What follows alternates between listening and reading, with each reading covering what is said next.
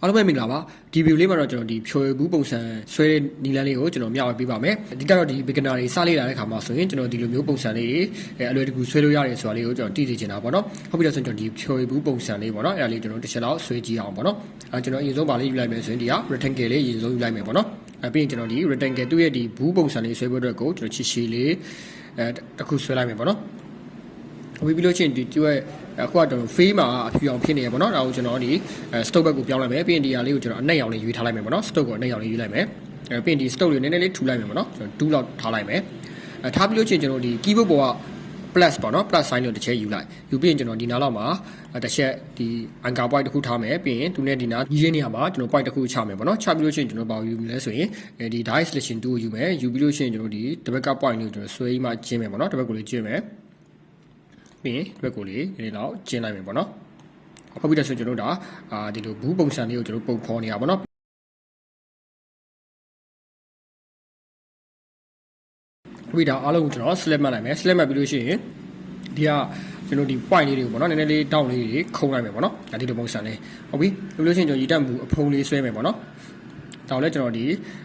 rectangle ပဲယူလိုက်မယ်ပေါ့နော် rectangle လေးယူလိုက်မယ်ယူပြီးရင်ဒီ anchor point လေးကိုကျွန်တော်ခုံလေးနည်းနည်းလေးပေါ့နော်သူကအရင်တော့မခုံပေါ့နော်အဲ့လိုလေးထားလိုက်မယ်ဟုတ်ပြီဒါဆိုရင်ဒါရည်တန့်ဘူးပုံစံလေးဖော်အောင်ပေါ့နော်ပြီးရင်ဒီကအောက်ခြေလေးပေါ့နော်ဒီအောက်ခြေလေးကိုလည်းကျွန်တော်ဒီကနဲ့အညီပေါ့နော်ပြီးရင်တို့လည်းဒီက point လေးကိုပေါ့နော်ကျွန်တော်ဒီ die selection 2လေးယူပြီးနည်းနည်းလေးပေါ့နော်ခုံလိုက်မယ်ဟုတ်ပြီနော်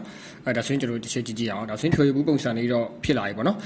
ပြီးရင်ကျွန်တော်ဒီအထဲမှာကျွန်တော်ဒီအဝါရောင်ပေါ့နော်ကျွန်တော်ဒီငါပြောဒီဖြိုရည်လေးထဲအောင်ပေါ့နော်ကျွန်တော်ဒါဆိုရင်ဒီ rectangle လေးပြန်ယူလိုက်မယ်ယူပြီးလို့ရှိရင်ကျွန်တော်ဒီဒါနဲ့ကိုက်ရမဟုတ်ပေါ့နော်နည်းနည်းလေးခွာပြီးမှကျွန်တော်ဒီဆွဲလိုက်မယ်ပေါ့နော်တလောက်ကနေကျွန်တော်ဆွဲလိုက်မယ်ပေါ့နော်ဟုတ်ပြီပြီးရင်တလောက်ရပြီဆိုရင်လွတ်လိုက်မယ်ပေါ့နော်ပြီးရင်ကျွန်တော်ဒီအနားလေးကိုပေါ့နော်ဒီကျွန်တော်တို့ဒီ plus sign လေးကိုပြန်ယူမယ်ယူပြီးဒီနားမှာ point တစ်ချက်ချမယ်ဒီနားမှာ point တစ်ချက်ချမယ်ပေါ့နော်ချပြီးလို့ချင်းကျွန်တော်ဒီ die selection 2လေးယူပြီးမှဒါလေးကိုတစ်ဘက်ကိုလေးခုံလိုက်မယ်ပေါ့နော်ပြီးရင်ဒါလေးကိုလည်းဒီဘက်ကိုခုံလိုက်မယ်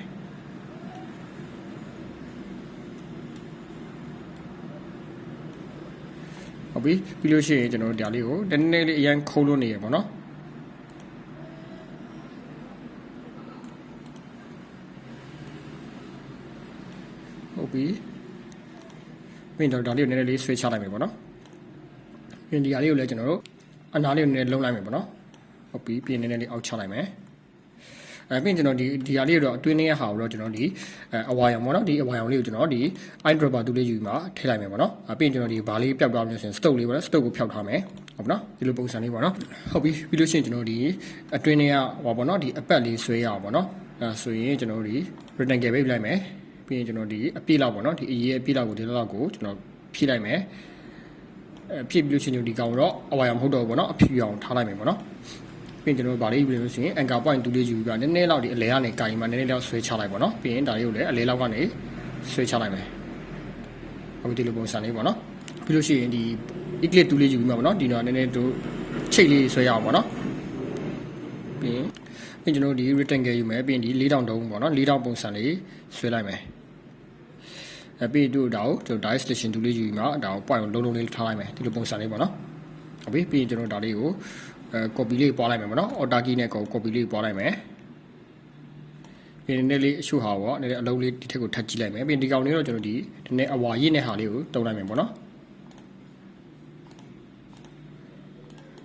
ဟုတ်ပြီပြီးလို့ရှိရင်လည်းကျွန်တော်ဒီဘူးအဖုံးကိုလည်းကျွန်တော်အဝါရောင်ပဲထားလိုက်မယ်ပေါ့နော်ဒါကိုကျွန်တော်ဒီရအဝါရောင်လေးကိုယူလိုက်မယ်ဒီကောင်တော့ကျွန်တော်ဒီ stock လေးရှိချင်တာဖြစ်တဲ့ stock လေးကိုအနှက်ရောင်လေးဖြည့်ထားမယ်ပေါ့နော်အမြင် stock ကိုနည်းနည်းတူးလောက်ကြီးထားမယ်ပြီးလို့ရှိရင်တို့ဒီက pen 2နဲ့ပေါ့နော်အနားလေးတစ်ခုဆွဲရအောင်ပေါ့နော်တော့ကနေတော့ကိုကျွန်တော်ယူလိုက်မယ်ယူပြီးရင်အခုဒီလိုပုံစံလေးဆွဲလိုက်မယ်ပေါ့နော်ပြီးလို့ရှိရင်ကျွန်တော်တို့ဒီဟာကိုကျွန်တော်ဒီ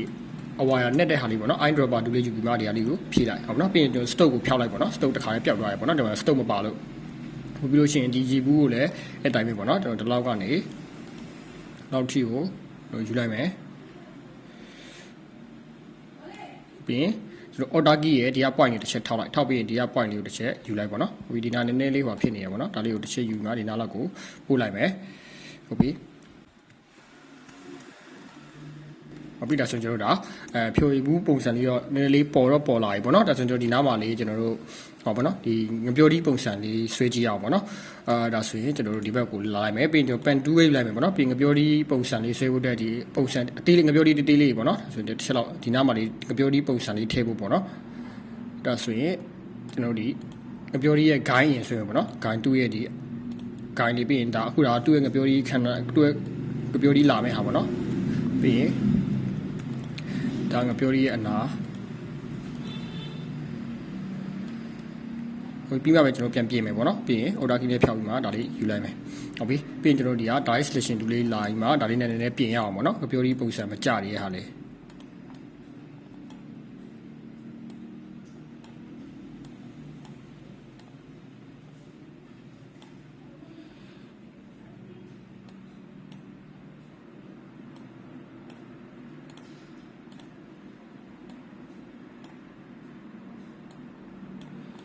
ဟုတ်ပြီ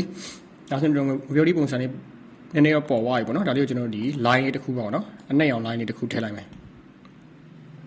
ပြီးရင်ဒါ line stock ကိုထည့်လိုက်မယ်ပြီးရင်ဒါကိုတော့ကျွန်တော်အနက်ရောင်ပေါ့နော်အနက်ရောင်ပေးလိုက်မယ်ပြီးရင်ဒီ stock ကိုပေါ့နော်ကျွန်တော်တို့ဒီ stock ကိုဒီလိုကြီးဖြစ်နေတဲ့ဟာပေါ့နော်ဒီကကျွန်တော်ဒီ uniform ဆွဲနေရမှာဒါလေးကိုယူလိုက်မယ်ပေါ့နော်ဒီလိုပုံစံလေးပေါ့နော်ဟုတ်ပြီအဲ့ဒါပြီးလို့ရှိရင်ဒီ banana ဒီငပြောလေးကိုလည်းကျွန်တော်ဒီ stock လေးအနက်ရောင်လေးထည့်မယ်ပေါ့နော်ပြီးရင်ဒီအနက်ရောင်ထည့်မယ် sorryနဲ့ရအောင်ယူလိုက်မယ်ဟုတ်ပြီပြီးရင်ဒါတော့ကျွန်တော်နည်းနည်း point လေးနည်းနည်းလေးတင်ကျင်းလိုက်မယ်ပေါ့နော်နည်းနည်းလေးတီးလိုက်မယ်ပေါ့နော်ဟုတ်ပြီဒီလိုပုံစံလေးပြီးရင်ကျွန်တော်ဒီအနာဓာတ်လေးကိုပေါ့နော်ကျွန်တော်နည်းနည်းလေးဟိုပါပေါ့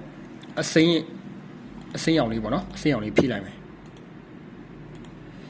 ဟုတ်ပြီဒီမှာကျွန်တော် stock ကိုဖြောက်ထားမယ်ပြီးလို့ရှိရင် free မှာတော့ကျွန်တော်ဒီအစိမ်းလေးပေါ့နော်အစိမ်းလေးဖြည့်လိုက်မယ်ဒီလိုပုံစံလေးဟုတ်ပြီပြီးလို့ရှိရင်ဒီနားကကျွန်တော်အနက်လေးဖြည့်မယ်ပေါ့နော်ဟုတ်ပြီပြီးရင်ဒါလေးကိုကျွန်တော်အနက်ရောင်လေးဖြည့်လိုက်မယ်ဟုတ်ပြီချက်လောက်ကြည့်အောင်ပေါ့နော်ဒါဆိုရင်ကျွန်တော်တို့ဒါပြောဒီပုံစံလေးကပေါ်သွားတယ်ဒါဆိုရင်ဒါလေးကိုကျွန်တော်တို့အကုန်လုံးကို group ဖွဲ့လိုက်မယ်ပေါ့နော် right click ထောက်မှာ group ပေါ့နော် control G နဲ့ဖွဲ့ချင်လဲရတယ်ပြီးရင်ကျွန်တော်တို့ဒါကို order key နေမှာပေါ်လာလိမ့်မယ်ပေါ်ပြီးနည်းနည်းလေးဒါလေးကိုပြောဒီကျွန်တော်ဒီအကိုင်းလေးဖြစ်သွားအောင်ပေါ့နော်အဲ့လိုအကိုင်းလေးတစ်ခုပြီးတစ်ခုထပ်နေတဲ့ပုံစံလေးဖြစ်သွားအောင်ထပ်လိုက်မယ်ပေါ့နော်ပြီးနောက်တစ်ခု order နဲ့ပြန်ပွားမယ်ပွားပြီးလို့ရှိရင်ဒါကိုလည်းနည်းနည်းလေးစောင်းလိုက်မယ်ပေါ့နော်ဟုတ်ပြီပြီးဒီတုံးလုံးကိုကျွန်တော် selection ပေးလိုက်မယ်ပြီးပြီးနည်းနည်းလေးဒီဘက်ကိုလေးဒီလိုစောင်းလိုက်မယ်ဟုတ်ပြီပြီးကျွန်တော်တစ်ချက်လောက်ကြည့်အောင်အဲဆိုဒီဟာကိုကျွန်တော်အားလုံး control G နဲ့ group ဖွဲ့မယ်ဖွဲ့ပြီးဒီနားမှာလေးကျွန်တော်လာပြီးမှထားလိုက်မယ်ဟုတ်ပြီ